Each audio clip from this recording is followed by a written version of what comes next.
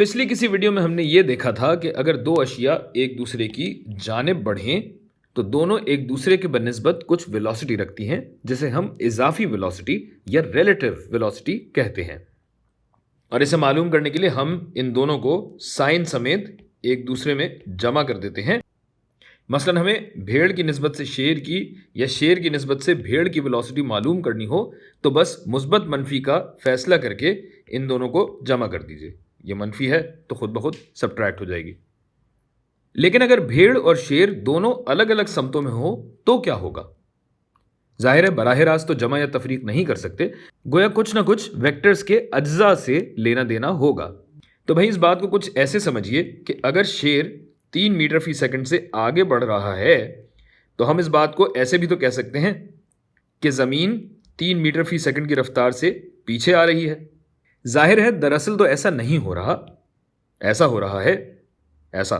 مگر یہ ایک ہی بات کو ایک الگ پہلو سے، ایک الگ رخ سے دیکھنے کا طریقہ ہے. اچھا، اور اگر بھیڑ 4 میٹر فی سیکنڈ سے دائیں طرف جا رہی ہے تو 1 سیکنڈ میں بھیڑ 4 میٹر دائیں طرف بڑھی اور اسی دوران زمین 3 میٹر نیچے ہوئی. گویا شیر کی نسبت بھیڑ کی کچھ ریزلٹنٹ ویلوسٹی ہوگی. تو یہ رہی ریزلٹنٹ ویلوسٹی، یعنی اس کے کچھ اجزاء بنیں گے جو کہ اگر ہم بنائیں تو کچھ ایسی صورتحال بنتی ہے.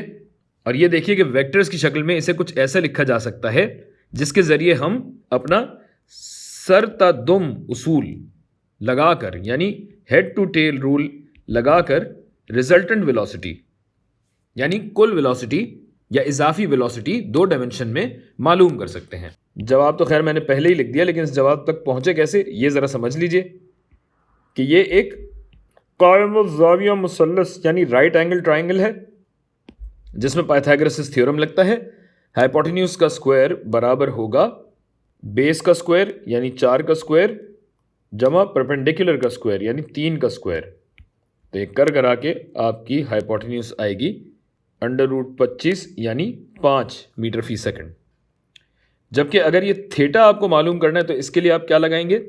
اس کے لیے لگے گا ٹین تھیٹا جو کہ برابر ہوگا پرپینڈیکولر بٹا بیس یعنی 3/4 اور تھیٹا آ جائے گا ٹین انورس لے کے، تو آپ کو زاویہ بھی معلوم ہو جائے گا. تو اگر ہیڈ ٹو ٹیل رول دیکھیں تو ہو کیا رہا ہے کہ اگر ہمیں ویلوسٹی معلوم کرنی ہے شیپ کی یعنی بھیڑ کی لائن کی نسبت سے یعنی شیر کی بنسبت، تو یہ جو ویکٹر بنے گا ریزلٹنٹ ویکٹر یہ ہوگا مثبت وی ایس جمع. یاد رکھیے گا ویکٹرز کو کبھی ہم سبٹریکٹ نہیں کرتے، ہم ہمیشہ جمع کرتے ہیں. سبٹریکٹ یہ خود بخود ہو جاتے ہیں. جس طرح آپ دیکھ سکتے ہیں کہ اب یہ جو شیر کی ویلوسٹی ہے یہ دراصل زمین کی نیچے جانے کی ویلوسٹی بن جاتی ہے. تو یہ ہو جائے گی مائنس شیر کی ویلوسٹی، لائن کی ویلوسٹی. اور اس طرح ہماری ویلوسٹی بھیڑ کی شیر کی بنسبت ہوئی بھیڑ کی ویلوسٹی مائنس شیر کی ویلوسٹی.